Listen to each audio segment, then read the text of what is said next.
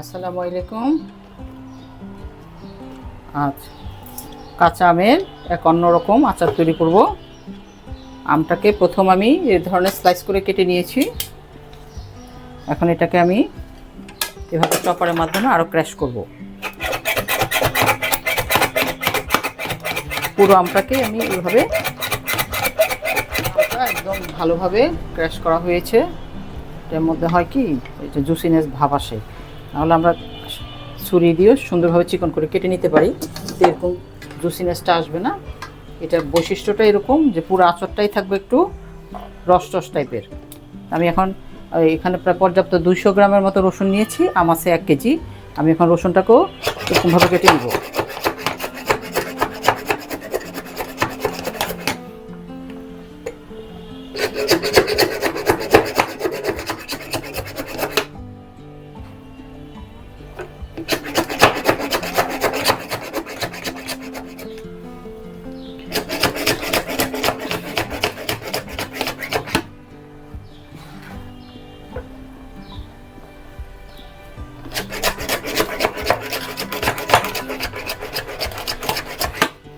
রসুন প্রায় হয়ে গিয়েছে, আর একটু ক্র্যাশ করি।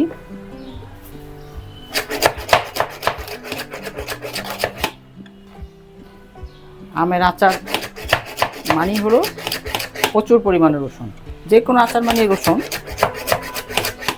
হয়ে গিয়েছে একদম ছোট ছোট পিস।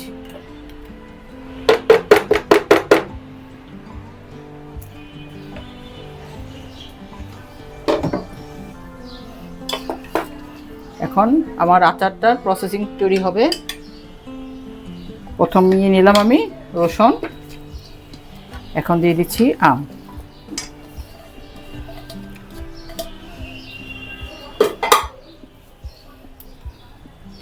এটাকে এখন আমি ভালোভাবে মেখে নেব, যাতে করে রসুন এবং আমটা সুন্দরভাবে মিক্সড হয়ে যায়। পর্যায়ক্রমে দিয়ে দিচ্ছি আমি একে একে করে মশলা। আর এই মশলার আচারের মধ্যে আমি আগেই সরষের তেল হালকা পাঁচফোড়ন দিয়ে গরম করে রেখেছি, এখন রুম টেম্পারেচারে চলে এসছে, যেহেতু আমার এটা এখন লাগবে।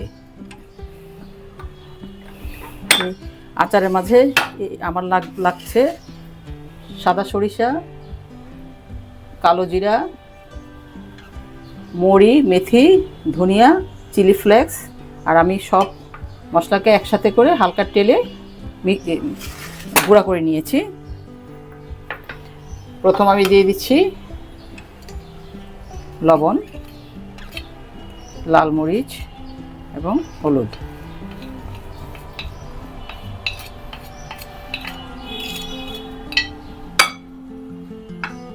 এখন আমি সুন্দরভাবে মেখে নেই।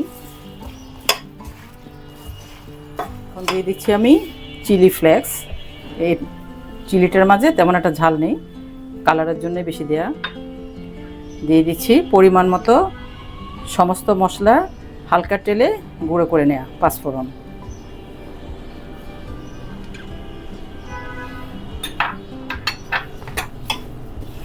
এই মশলাগুলো সাধারণত আমরা আন্দাজ মতো দিয়েছি, যেরকম ঝাল খায়, বা অনেকে দেখা যাচ্ছে ঝাল খুব কম পছন্দ, অনেকে বেশি পছন্দ, তার উপর নির্ভর করেই করতে হয়।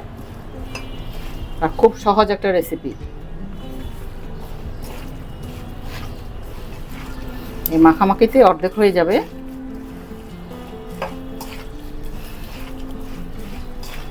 চমৎকার একটা ফ্লেভার এসছে।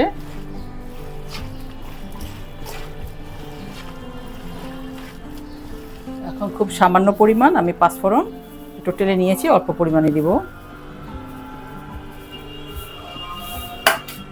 যেহেতু এখানে আমার আগে পাঁচফোড়নের গুঁড়া দেওয়া হয়েছে। এখন অল্প পরিমাণে আস্তটা দিলাম।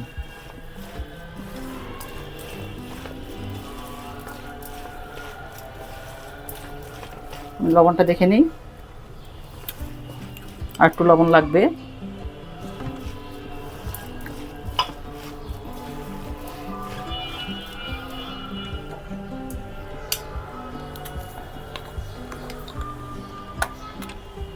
আমি সাধারণত আচারের জোয়াইনটা কম ইউজ করি, তবে এই আচারটার মধ্যে আমি জোয়াইনটা ইউজ করছি। ভালোভাবে লবণ দিয়ে আবার মেখে নিচ্ছি।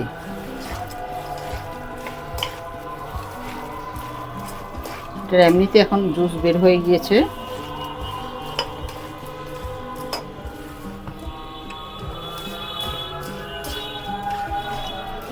কাঁচা আমের মাখা আচার প্রসেসিং, মাখামাখি সব শেষ আমার। আগেই আমি সরিষার তেলকে মশলা দিয়ে গরম করে এখন আবার রুম টেম্পারেচারে আছে, এখন আমি দিয়ে দিচ্ছি পরিমাণ মতো সরিষার তেল। আচার করার সময় সব সময় তেলটা খুব ভালো কোম্পানির যেন হয় সেটা দেখে নেবেন, তাহলে দীর্ঘ সময় আচার সংরক্ষণ করা যাবে।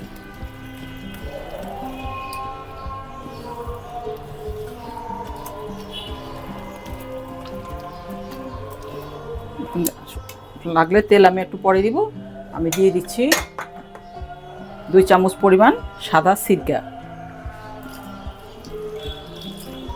এরপরে আমি আর হাত লাগাবো না, আর আমি হাত লাগাচ্ছি না। এখন যেহেতু আমি সিরকা দিয়ে দিয়েছি, এটা কোনো প্রকার যেন ছত্রাক অ্যাটাক না করতে পারে, তাই এখন থেকে আমি চামচ দিয়ে নাড়বো এবং নেড়ে চেড়ে এটাকে আমি কন্টেনারে রেখে দিব। তার আগে আমি আবার আরেকবার দেখে নিব যে এর মাঝে সমস্ত মশলা ঠিক আছে কিনা।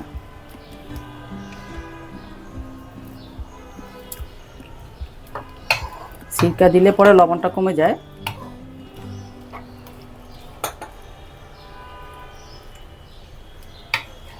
ভালোভাবে ঝাঁকাই নিব।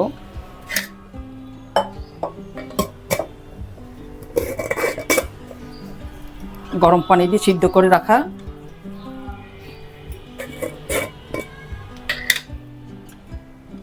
হালকা হিট হয়ে গিয়েছে। এখন আমি বিসমিল্লাহ পরে এটাকে জারে ঢুকিয়ে দিচ্ছি।